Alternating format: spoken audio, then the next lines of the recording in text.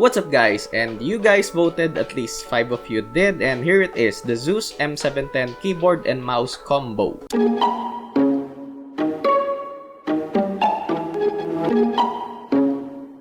So before I begin, for future product reviews, follow me on Twitter so that I can easily create a voting poll, interact with you guys, listen to your suggestions.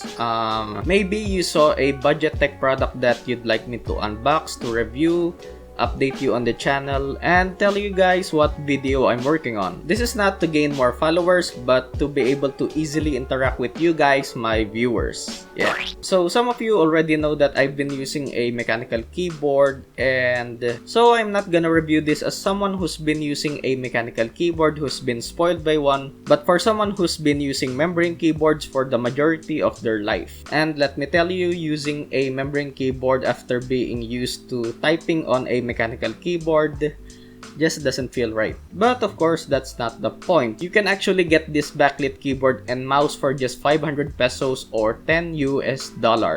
That's right. And I've been using these for a few days now. First off, unboxing it. You get the keyboard, mouse, and that's it. No paperwork or any of those shits. So let's start off with the keyboard. Build quality wise, surprisingly solid. Even though it's all plastic, it's okay. There's a little bit of flex when trying to flex it. Cable isn't braided and USB connector isn't gold plated, which is to be expected of something in this price point. At the back, you get two really small rubber feet and no kickstand. So you might want to put something under the top just to raise it up a little to make typing a bit more comfortable, and a small wrist rest, which is okay. So you get a full keyboard layout with a rainbow backlit pattern, which really confuses me why companies who make budget keyboards do this. I mean, why not just stick with one color, maybe green, the brightest one, and it would probably save them money and time, I guess. The keys are translucent and the backlight is not bright, which is to be expected. I mean, you only use a backlight when it's dark, right? So press the scroll lock key in order to turn it on, and activates the scroll lock itself, which may bother some people but isn't really a big deal, to be honest. No macro keys and no shortcuts integrated into the function keys, which kind of sucks since I won't be able to open up Chrome immediately. But anyway, compared to the VPX9 I reviewed, typing on this is definitely better. Even though this is a membrane keyboard, the keys have more resistance than I expected. So of course, you have to bottom out in order for each key to register. But again, with the resistance and rebounds of each key when typing makes the whole experience actually good. But of course, like all membrane keyboards, that will change over time, with the rubber dome losing its elasticity and therefore making the keys feel muddy. It's almost dead silent when typing.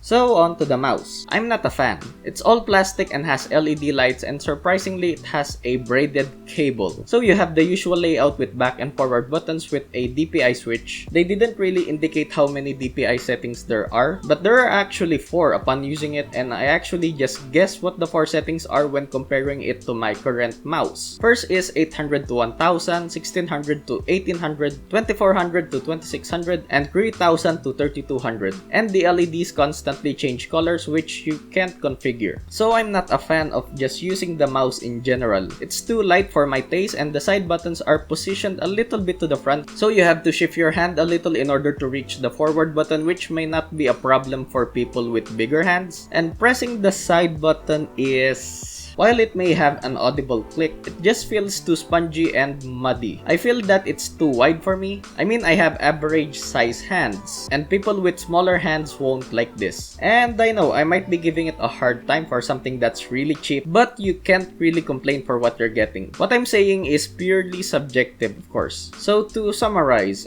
this is good. Both the keyboard and mouse are good. They're responsive and no latency issues, which is a huge plus, of course. And honestly, you can't really complain. You have a backlit keyboard and a mouse which you can change the DPI settings on the fly. But if you're into competitive gaming and you're a budget gamer at the same time, then I would highly suggest you to save up and invest in something that's a little more decent than this. Maybe a mechanical keyboard. This would be perfect as a gift for casual users, and as a backup keyboard and mouse, you're not really losing anything. Again, it's 500 pesos or $10 US.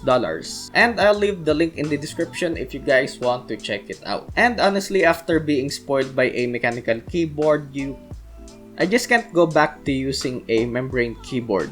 And yeah, I think that's gonna do it. I hope you guys enjoyed this. So leave a like, share, and consider subscribing. And as always, bookmark and use my Lazada affiliate link when buying at Lazada as a way to support my channel. And if you don't mind donating at all, I'll also leave the link to my Patreon in the description down below. Thank you for watching, and I'll see you guys in the next one.